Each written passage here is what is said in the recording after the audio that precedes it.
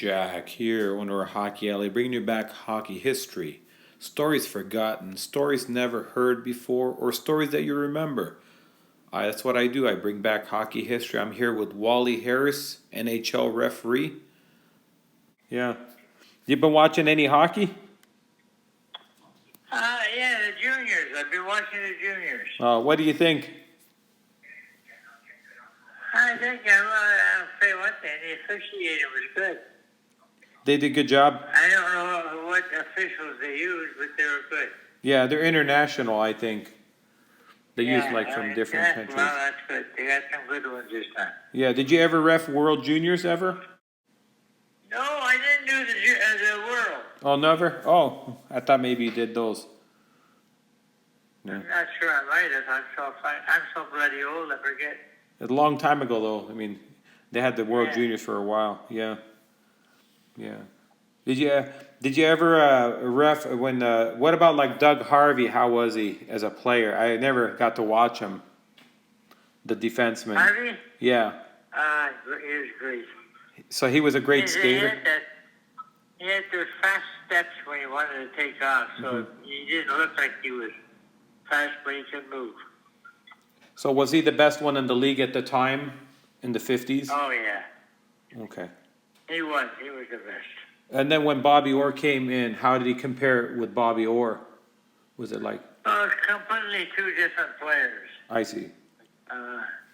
Like Bobby Orr, you never know, he'll start taking off and go stick handle all his way down.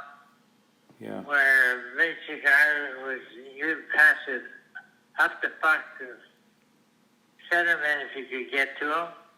Every once in a while, if he skated slowly, everybody fall asleep, he'd take off. And there were two different styles, but both beautiful defensemen. yeah. Is there any other ones that stood out at that time that people don't know about, or no? Yeah, I'm thinking, Christ, we had quite a... What about like Pierre Pilote from the Chicago Blackhawks? How was he? Very good. Very good? Yeah. Steady defenseman, one of the top. Wow. And do you remember Junior Langlois? Yeah, I know him well from Montreal. Yeah. I played pickup with him when I was about 20 years old, and he gave me a hip check at center ice, and I flew in the air. I remember that. Well, he had a big enough ass anyway. Yeah. Yeah. I think he was the last guy to wear number 4 before Bobby Orr in Boston. Yeah, you're probably right. Yeah.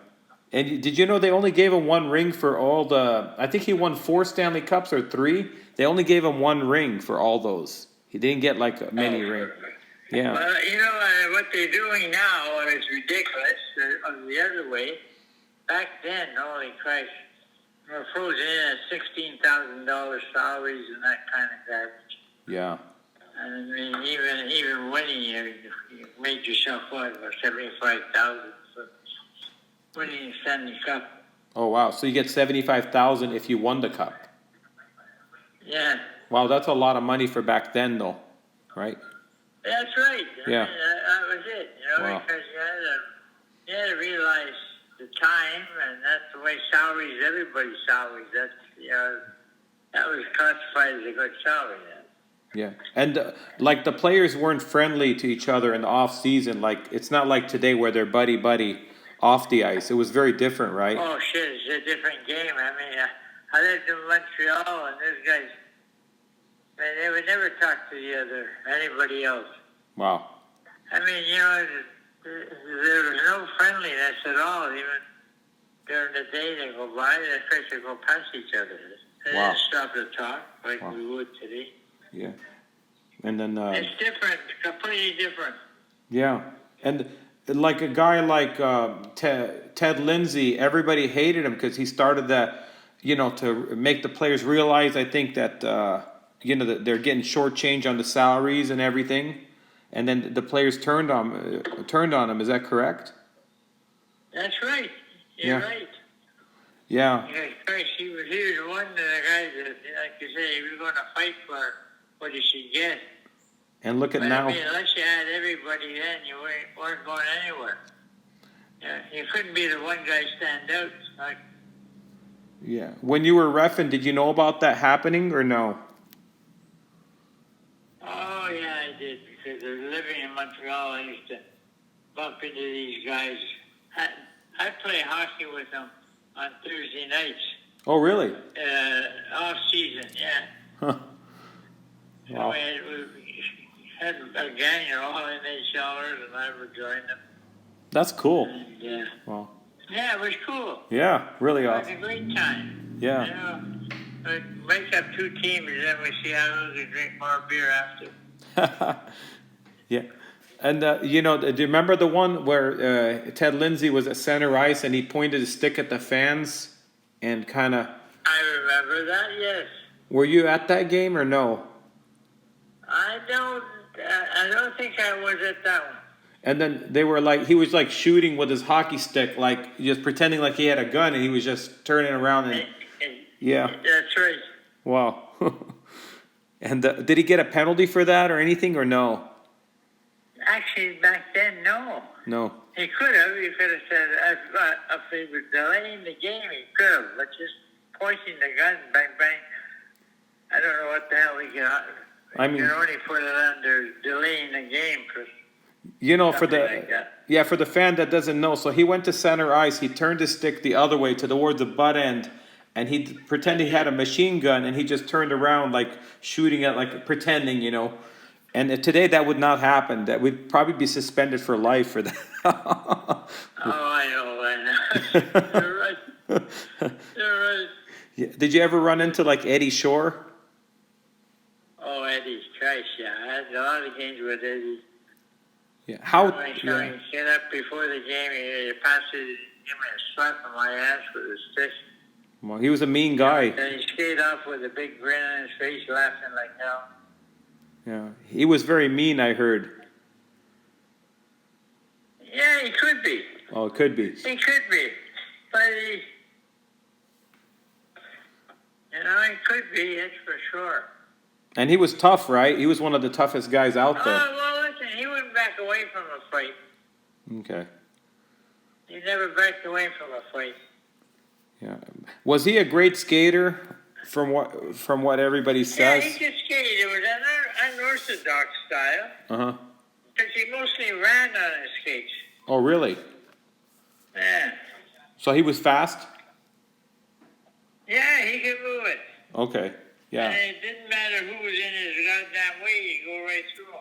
Wow. That was his style. Eddie Shore, I mean, they retired his number 2 for Boston. That's one of the most famous Boston Bruins players back from the day.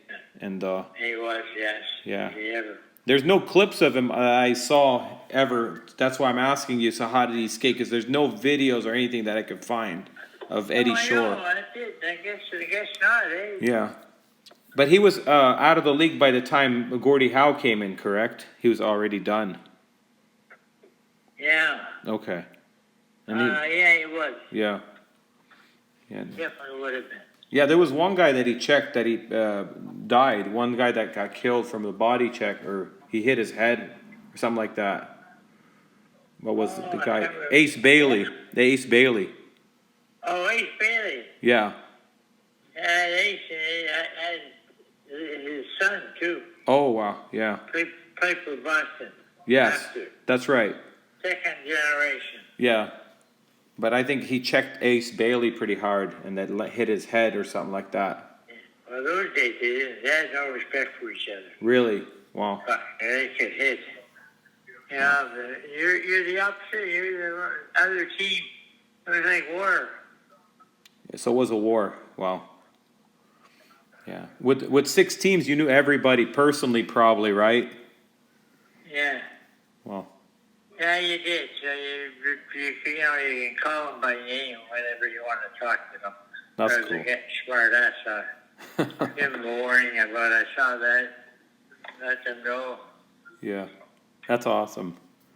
It's just great to hear because, you know, a lot of these players, we never got to see them. There's not much footage of them, and it's kind of great to hear you were there to see it and how they played. And did you ever go to like any Other events, like sporting events, did you ever see any baseball or anything like that while you were in town? If Oh some. yeah, in the summer I played junior baseball, Oh, really? and then I went and watched especially when Montreal came into it. Yeah, the Expos. And I used to even go to see the lacrosse. Really? So it's big Yeah, then. well, in Lachine, they had Montreal. They had a lacrosse league, and of course, Caughnawaga was in it, the Indians. Oh, really? Oh, they played. Sometimes I think we had a war going on. So they were rough with the sticks, probably. Oh, yeah. You know, you can pretend you're shooting and follow through and hit the fucking guy. Yeah. Wow. Yeah. So there's a lot of stuff happened over the years, and also, I mean, every sport, but the hockey is just kind of amazing. Yeah. It is, yeah. And it was American times because, we weren't making much money. Yeah. And shit, you know what? The opposition, even a rookie coming into camp, his first couple of training camps with the boys, he can get hit pretty hard. So they didn't look out for the stars. They didn't want somebody taking his job. So it's very different than now. So a rookie comes in now, they kind of show him the ropes. It was different then. Oh yeah, they praise him now when he hasn't even played the game. He's playing junior hockey. Completely different. It's different. Wow. Now, in those days, you got cut. There was a reason. It wasn't by accident. Yeah. A guy like Stan Mikita, when he came into the league, he was pretty rough and hitting people. Stan was rough. He changed towards the end. Yeah. Because he was getting silly. He's such a good hockey player. He was getting silly penalties. I mean, he's crazy. He read it rough enough in this game without drawing penalties. I've seen the stick come up, and not accidentally. They try to make it look accidentally, but they meant to get the stick and give him it. Together. Yeah. Now they're all friends. They're in business together. Yeah. It's completely different. Yeah. Did Stan Mikita ever argue a call that you made on him? Very soft. Okay. Didn't chase you off and yap. Just look at you want to say what he did. You just say something back, you skid away. So not. I'd figure he'd probably yap a lot because he was just that type of player when he first came in. But I guess. Oh yeah, at the beginning he did yap. Uh-huh. But then he got, like you say, I remember telling him, we were going to the train station. And we got there together and we started talking. I said, it's stupid getting fucking penalties. I said, this game's rough enough without drawing a penalty for no reason. Yeah, because he had such talent. I mean, because he never lost a face-off in his life. Wow. He just had the timing. You go to face-off, and you tell the linesman, never mind telling him anything, just drop the puck. Because he didn't give a shit what the other guy was doing. Because I don't know how come he was so fast on the draw. He's quick. Yeah. I think he's the one who invented the curve. He was the guy who curved the first hockey stick. Yeah, I know. He's trying to kill me with the bloody thing. One of them's coming down the right side. I'm on the left side. Next thing you know, it's coming right at my head. Ooh. That's scary. No, yeah. That's when I went into the league and said, something's going on with these sticks. I said, there's such a curvature on them. I said, I've been looking at them. And I said, the fucking puck is like the best pitcher in baseball with a big curve. Yeah. I said, somebody's going to get killed because you stand in front of the net, your goaltender, he doesn't know where the hell it's going. Wow. And you've seen it all. I want to ask you. So Bobby Hull, in the Guinness Book of World Records, has a 118-mile-an-hour shot. How hard did he really shoot? You could see the puck, or you can't see it. Was it so fast that? No, it was a fucking blur. And so compared to today's, yeah. All I knew is there was a few times I felt it pass my ear. If you get hit, yeah, she'll be burying me right in Chicago. Wow. Yeah, What? but throughout that thing, it was funny as hell. It just, you didn't know. I mean, it would go 3 feet. Wow. It wasn't just a little bit. It was like it was like missing the net completely. Next thing you know, it's hitting the goalpost. Compared to today's players that shoot, would his shot still be? I mean, is the radar gun, was it accurate? I mean, just from your knowledge, what you've seen, how would he compare to today's top shooters? He would have been right up there, or Oh shit, yeah. yeah. He would have. He was using a He 750 had, gram he stick. had a compact shot. You know, it was, Hmm. the puck was on the ice, and next thing you know, it was just the wrist would flick, And his timing was what made him. It was his timing. mm-hmm. You know, it was stick. I see a lot of guys take slap shots. They hit the bloody ice 3 inches behind the puck, and it's not the same thing. The whole idea is you got to hit the puck and touch the ice at the same time. And that's what made his shot really good. It's what I was gonna say is, you remember Babe Ruth used a heavy bat, and then Bobby Hull used a heavy stick. 750 grams is what the stick weighed at. I have one of the sticks here, and he still was shooting, full on. He must have been so strong. The thing I noticed though is the sticks break easy now. Yeah, they're hollow. Yeah, that's the reason, because they're big prices. I mean, they're $600 and $400 now. Yeah, That's crazy. yeah. That's a lot of money for a team for hockey sticks. Yeah, they spend about millions of dollars per team on just hockey sticks every year in the NHL now. I mean, that's a big budget. Yeah. Nice to have the contract. Yeah.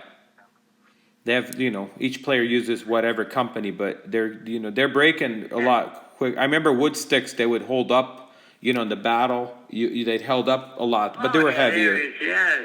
Yeah.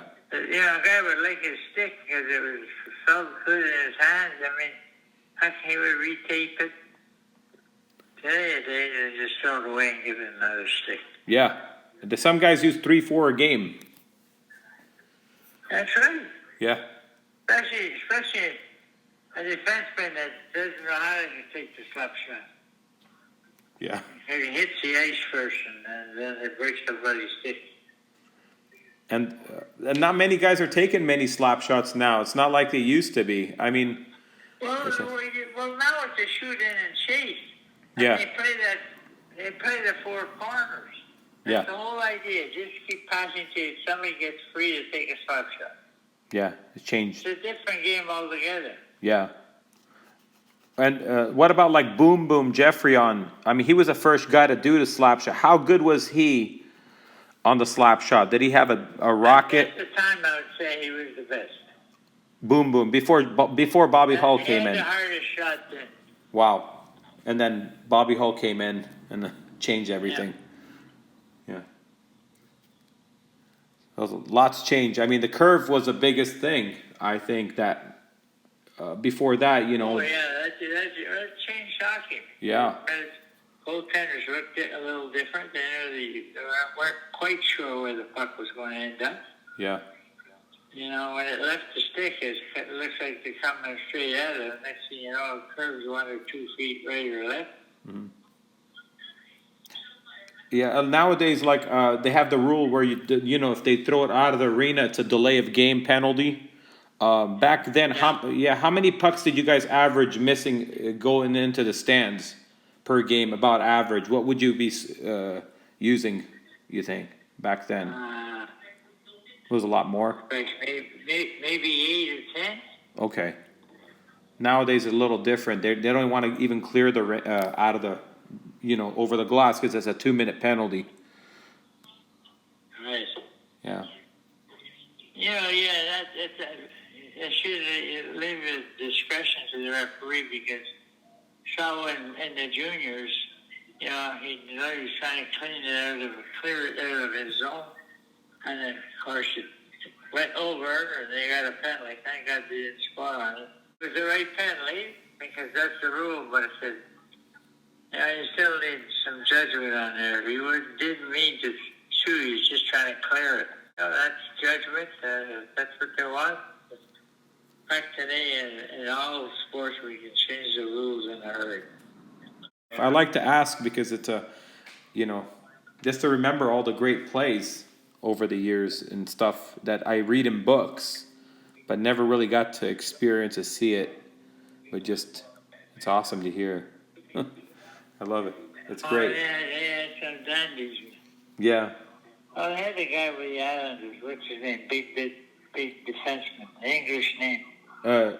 Not, what year? 70s? Yeah, 70s and 80s. Dennis Potvin? 70s. Dennis Potvin? No. No, he was a defenseman. Uh-huh. Right. He was a big guy. Big guy. Oh, shit. He got an English name. And he was a Lorimer? No. Not Bob Lorimer? No. Anyway, he had also he never lost a fight. I think he was a Golden Gloves boxer. Oh, really? Yeah, I'm trying to think what number was he, do you know? Oh, I can't remember. And he was a defenseman and a big guy. Yeah. Solid. Gordy Lane? No. That was a tough guy. Gordy Lane was I remember Wally.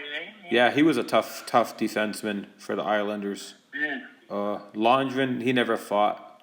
I'm trying to think who was. If I come up across the name, I'll message you. I'll message you the name. I'll think of who it is. Okay. Yeah. Yeah. Wally, it's so great to talk to you. Well, it's my pleasure. Thank you, buddy. You have a great weekend, okay? I will. Thank you. Thank you. See you, buddy. Have a great one. Bye-bye. Okay. Bye. Thanks. Bye-bye.